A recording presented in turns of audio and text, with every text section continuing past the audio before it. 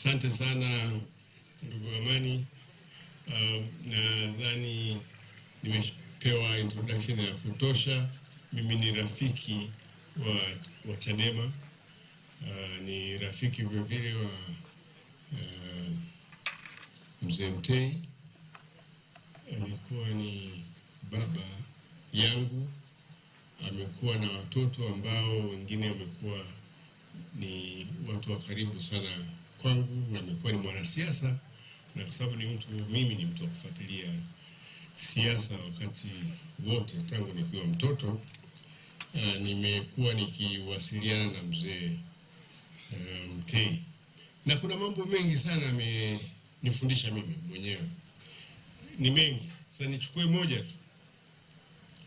Mzee Mtei hakupenda kitu kimoja, kinaitwa Uswahili,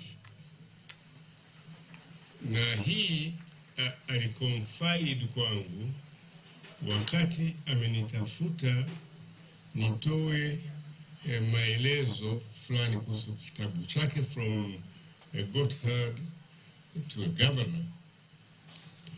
Wakati nazungumza naye Dar es Salaam, akaniambia katika mambo yanayomuudhi sana, na alikuwa anazungumza katika muktadha wa sakata lile la kujiuzulu waziri kwa Mwalimu, wakati wamepishana na Mwalimu kuhusu nini wafanye na IMF. Wamebishana sana, na mwisho wake kabidi ajiuzulu.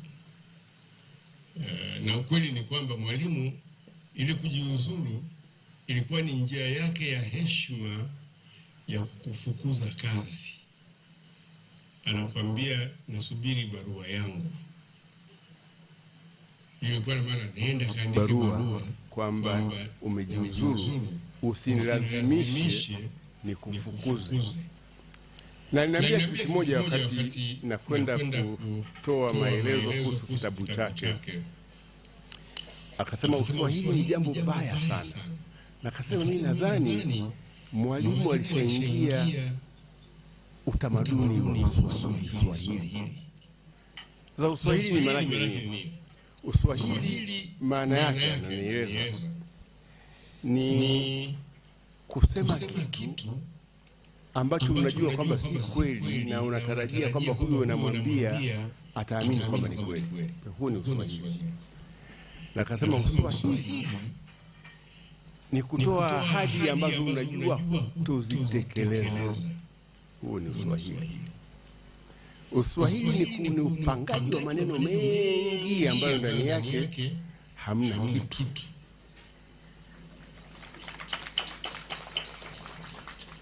Uswahili akasema ni kama sisi hapa tunasema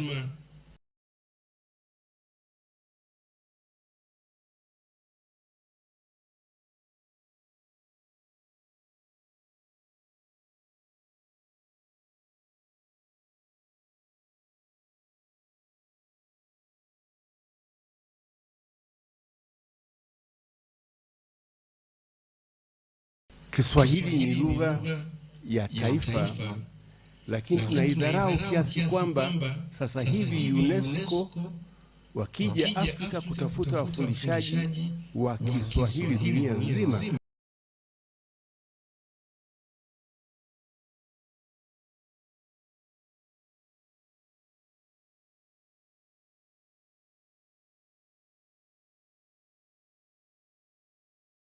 sasa nakwenda Kenya kwa sababu ya Uswahili. Uswahili ni kuwa na maji mengi katika bara la Afrika, kwamba Tanzania ina maji sababu ya Uswahili. Uswahili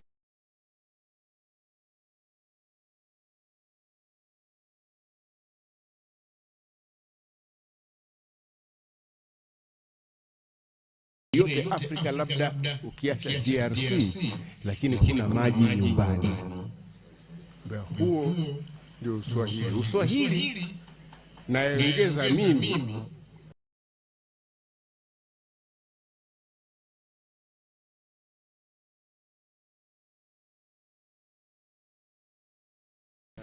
ni kuahidi mambo ambayo katika dhamira yako huna nia ya kuyatekeleza, na kuandika ndani ya misahafu yako kwamba wewe unaongoza nchi ya kidemokrasia wakati unatamani kuongoza nchi kama alivyofanya Pinochet na madikteta wengine wa duniani. Ananiambia Mzee Mtei, na kataa Uswahili. Uswahili kweli ni lugha yetu, lakini Uswahili ni ugonjwa mbaya sana ambao unatufanya tunashindwa kutekeleza mambo ambayo tumekubaliana sisi wenyewe kwamba tutekeleza haya, halafu tunakataa kuyatekeleza. Tamwenzi siku zote Mzee Edwin, na nitakumbuka sifa. Namwomba Mwenyezi Mungu alaze roho yake mahali pema peponi. Asanteni sana.